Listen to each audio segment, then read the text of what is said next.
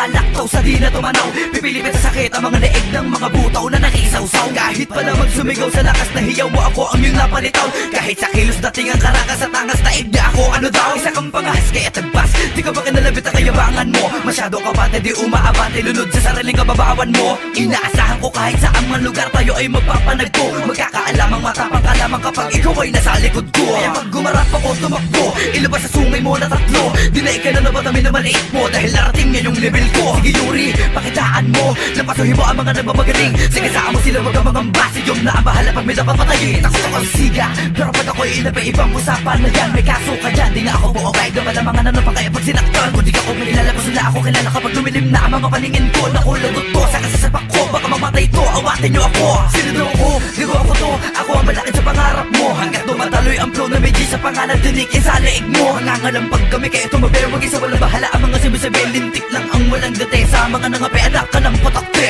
Bakit ba kami ba ang kinante, dami na lahat ng iyong kakampi. Magsihandaan lahat o ubusin na pag sumalaki sa hating gabi. Malumanay na tugon ay dapat ikahon ni baon na sumasalisi. Di ka pa to panahon ko ba na panahon ay mga nahinog na kami. Pwe! Okay, tapos na kayo. Ako naman ha. Okay, game.